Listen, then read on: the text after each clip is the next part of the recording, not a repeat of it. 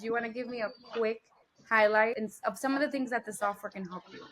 We have five different verticals here. First is a decision engine tool, which is a very effective tool in terms of making a decision of buying and selling on the fly, make decisions on millions of products coming from the supplier list. So we have worked with a couple of big giant companies. I mean, talking about like 7 or 8 figure sellers. This decision making used to be happen on like their Excel or Google Sheet, which is pretty funky. So that's like our decision engine. Second is a reporting tool.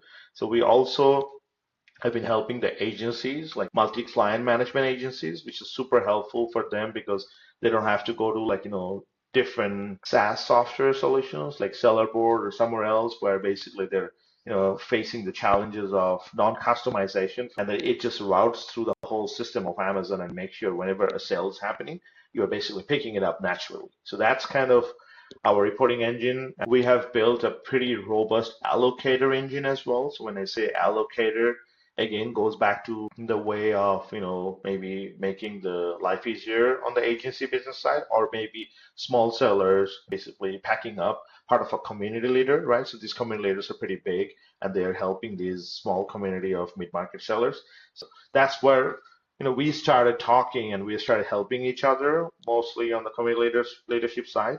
But then, as I said, we came to know that there's a big gap of end-to-end allocation and then also have a listing engine attached with it. So when I say allocation and listing engine, it's basically an end-to-end flow of, hey, given this client, can we just, basically allocate, given this client's portfolio, their cash balances and whatnot, can we make sure that we're allocating the right inventory and then we also basically funneling it through into the system of Amazon, and then eventually once the sales happen, you just capture it, the whole allocation. That's like our kind of third/fourth allocator. So that's how like we actually came to kind of solve these pain points as a product management company or a consulting company as a whole. So you can Yep. find all the database in one platform, one click away, and they all communicate with one another.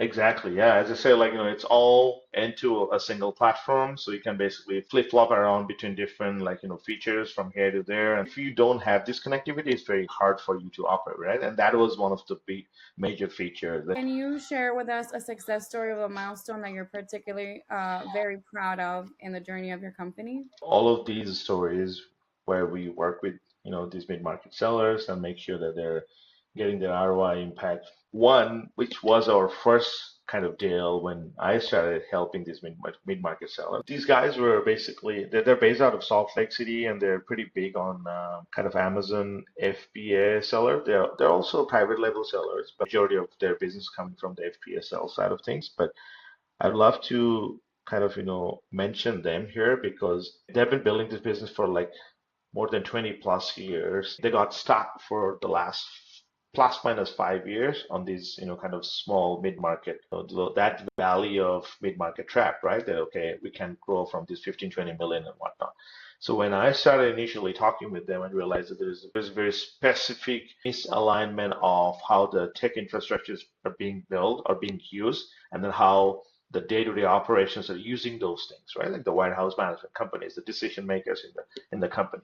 So I think one of the big challenges were to make sure how they're efficiently managing their warehouse spaces because they were just kind of expanding their warehouses and which was like not very helpful for them at the end of the day because they didn't have a really smooth and like efficient way of managing their warehouse. That's why they're stacking up a lot of expenses. So we created an ML model, like a very small kind of ML driven model, which helped them to pinpoint the inventory flow because that was the biggest challenge and it just gets lost in the kind of a black hole, right? So we just made sure that using our inventory catalog and also using that ML model in terms of pinpointing like where exactly some of these tools are being saved and how they're also kind of managing some of this inventory. So when we implemented that, that definitely cut down their expenses from I would say like more than 60 hours of 10% managing a single warehouse to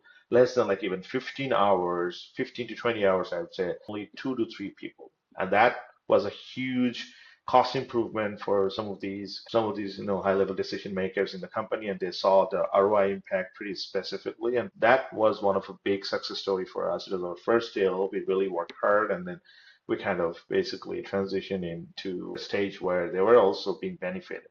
Interestingly, none of our clients actually go away even after building these one or two tools, right? Because they get into the business, they really understand that, and they love us as well because the way we operate is more of a partner-driven model. That way of doing businesses actually help us to retain clients as well. That's kind of, my take on the success story and how we work with our clients. And I feel like a lot of people, the big community leaders that are looking to spend that kind of money want to make sure that they're doing it with the right person who cares more about their success as long with yours than not just the money side of it. So, Rohana, how do you prioritize the feedback and incorporate it into the development of Algo Clan? Prioritization of customer feedback is important for sure. Prioritization is such a term for any product manager. It's basically you die on that term pretty much, right? Like you need to do prioritization every single day. And I think that also aligns with my experience when I was in private equity because on a day-to-day basis, you need to prioritize a lot in terms of where you are working, how you're adding value, because these are all part of your investment strategies and whatnot. And that's kind of the same transferable skills. I brought it into the product management world as well, where you have to make decision of which feature to be built, which feature you should not be touching at this point. Like how do you really prioritize that, right? I think this question is very important, but before jumping into the prioritization, I think it's very important for us to touch for a second or two how we also collect the product related feedback. That's very important.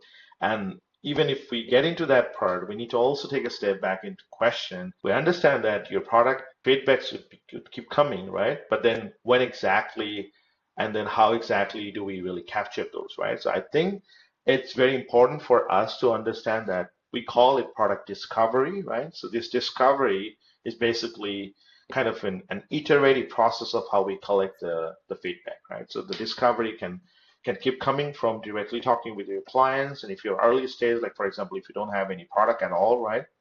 For some of these custom software clients, like how do we do product discovery, right? So we basically talk with them. We always go after the 80-20 principle we may suggest, and that helped us a big time. So, taking that 20% maybe sometimes can give us an 80% impact on the decision, right? So we always try to solve the features or like build the features in a way so that we can capture the feedback initially. It's more of an iterative process. We go into so many different directions. Like there are forums, there are kind of conferences where we hit not for marketing only, but even to talk with people, and then people just get always like a bit kind of out of the word that hey, like you're not selling, you're just only talking about the pain points. You go to the conference for collecting the pain points. That's pretty much it. And then that's how like some of our clients love us because they love to talk about their pain points, not to talk about their sales strategy in the day one. So I would say like this prioritization comes second, but then the art of collecting these feedbacks and understanding the pain points are the most important name of the game. Because if you can do it successfully, then the second part is always easy. So you would say you have developed it based on customers' pain points so that it can be as smooth as possible as being an FBA seller or an agency or just being a 7 to 8 figure seller. That was Exactly. Yep.